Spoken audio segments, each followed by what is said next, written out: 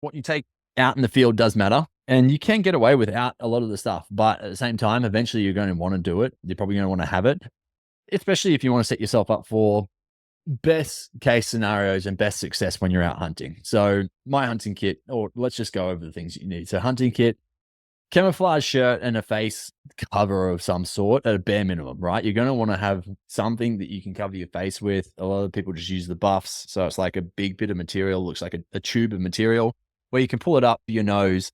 And if you're wearing a hat, essentially all it's showing is just your eyes. So you've got that and a camouflage shirt on, maybe just some work pants or green pants of some sort, green or beige, like blend into the natural elements. But ideally, if you can, walk out for good camo from word go. This is like a buy once, cry once situation once again. Buy your camo, buy your shirt and pants that are matching if you can.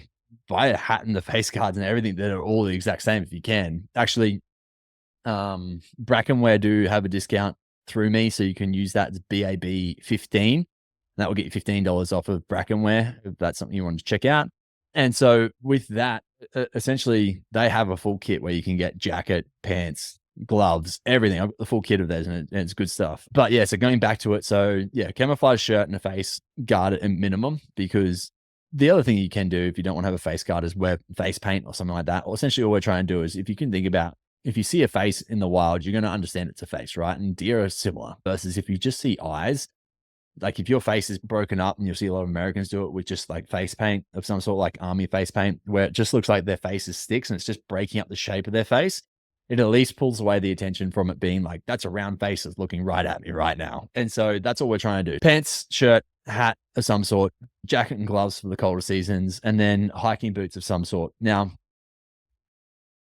I've always been a big fan of volleys because I don't wear shoes very often. I work from home.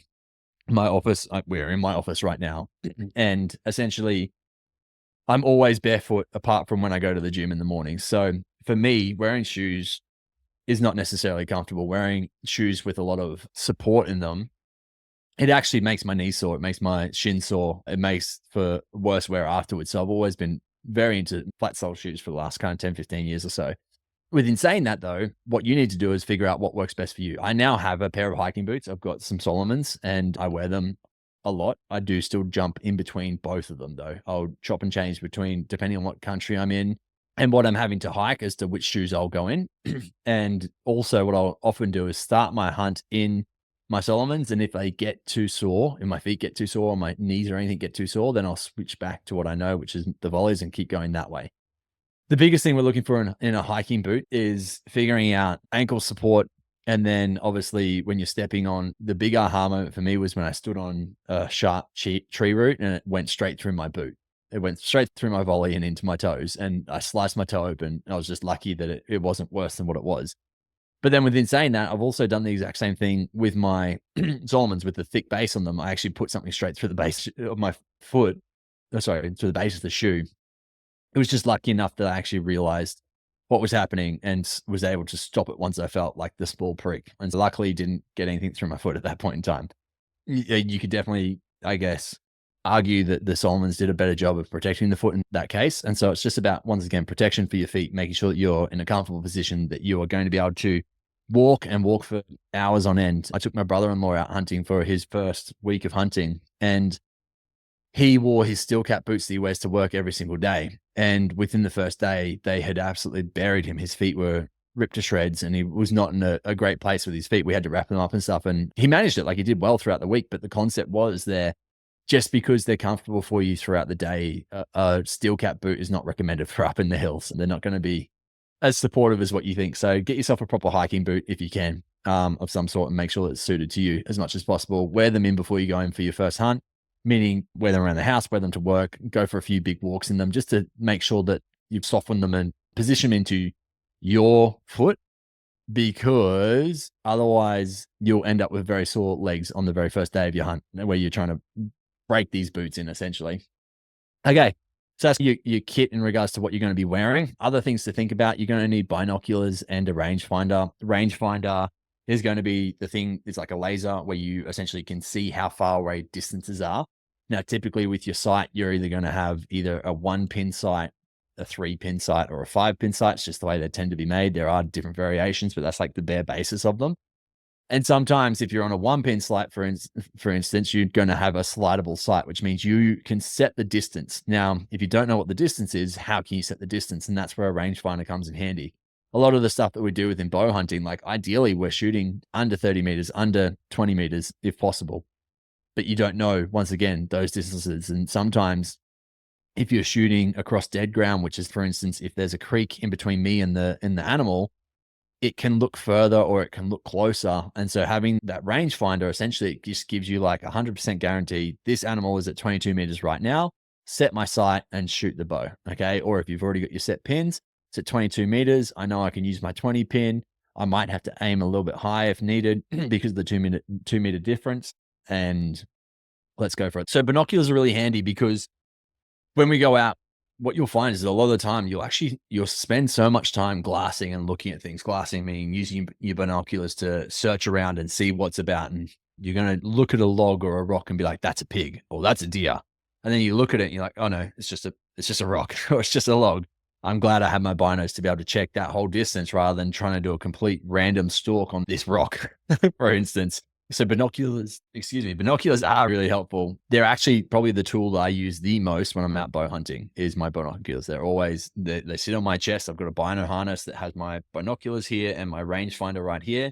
And essentially I'll walk, I'll stop, I'll glass. I'll walk, I'll stop, I'll glass. I'll see something over here, I'll glass. Okay, so I'm checking out everything. Even when I see an animal, I'm looking at it through the binoculars to make sure, like just to observe the animal more, just to find out more about the animals. And watching them from afar is really cool. And you start to learn a lot about them. But also you can be the difference between seeing, okay, is it a spiker deer, meaning like a first year male deer, or is it a doe or a hind? So a female deer that I can shoot. And if you're not going to shoot the young boys in particular, then you're like, okay, well, that's a deer that I can't hunt because it's a spiker. I'm going to leave it be where it is and I'll keep looking for the other deer. As an example, right? So binoculars and rangefinder and then some form of bino harness. The other thing that gets used a lot by bow hunters, especially whilst you're getting used to wind, is a wind checker. And so usually this is just like a little puffer of some sort, like essentially it's a little plastic bottle with a little spout on it where you can give it a little squirt and it will puff chalk or powder of some sort, corn, flour, depending on what you want to use. People use ash, like burn, like the coal or ash from a fire. Have that really broken up, the fine like soot stuff, spray that out because that's something that animals are used to smelling compared to a talcum powder where an animal will freak out when it smells that. If it walks across that, it will stop and you'll see it be stunned by there's something here. I don't know what the heck it is, but it's not natural to me. So paying attention to things like that does also matter. But yeah, a wind checker in general, as a concept, the winds do change a lot. And so yes, you might have an easterly, for instance, which is constantly blowing in your face. But what you'll find is like when it dies down and it picks up and it dies down and does that stuff, it can swirl and it can spin and it can go in different directions and stuff. So in particular, if you're trying to get really close to an animal, the other thing is as you jump into different terrains, as you go into a creek, for instance, if you're staying on the edges, typically your wind is going to pull down into the creek at different times of the day when you've got your thermals happening. So as the sun comes onto you, your smell is going to raise up the mountain versus in the afternoon, as it starts to drop and the sun comes off of you, your smell will drop down the mountain. So there's different things that will happen at different times of the day. And that's why it's really helpful to have this little puffer as you get around, because it gives you a chance to check the wind and see what's happening, especially when you're on a stalk. Give it a quick puff and you're like, oh, hold up, it's doing things I don't want it to be doing right now. I'll go this way instead. Now, ideally, you get to a stage where you're feeling the wind as you're walking and you're like, yep, cool. It's on the front of my face. We're good. We're in a good position here. And as you get closer, then you might check it a few times. Some people really rely on their wind checkers a lot, but you don't necessarily always have to once you learn the wind a little bit. The biggest thing is that it's not a repeatable process.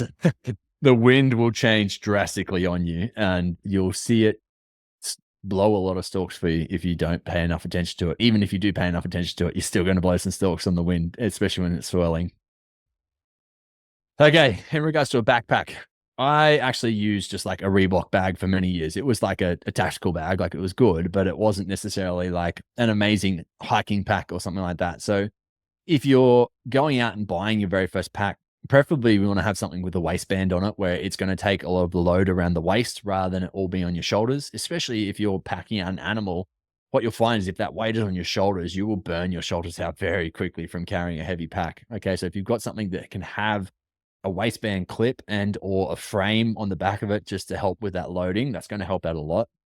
Inside of your pack, you're probably going to want to have a first aid kit of some degree. I don't have it written down as to which number it was. It was in the 130s, but did an episode all about wilderness first aid. So I will chuck that into the show notes as well, because that's important to understand.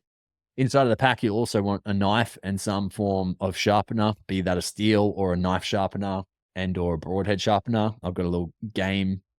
What is it called? A work sharp it's a little field tactical sharpener. Essentially, it's got different grits on the, like a sanding stone, essentially.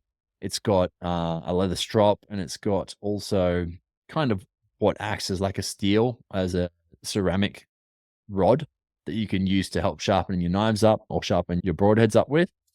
So some form of sharpener and or steel, and a knife. Obviously, a sharp knife is ideal. So a knife that you're going to be using for cutting up an animal, a camelback or water bottle, and then some form of game bags, ideally for taking your meat out if you're going meat hunting in particular. Just trying to think if there's anything else in regards to the hunting kit. I think that's about it. Obviously, there'll be little other things that you might want to take with you, the little niceties that you might take. For instance, I'll often take a dog and gun coffee out with my jet boil and have a coffee on the side of the mountain as well. So it's about figuring out what you want, and you'll develop these things. Some toilet paper. I met some people that need to poo every time you go for a walk versus others that don't at all. Yeah. Plastic bags and or gloves. Maybe some people are a bit, I guess, just ultra protective of if you've got a cut or something like that and you're trying to butcher meat, then you should definitely probably have some form of gloves to make sure that you're not contaminating either yourself or the meat.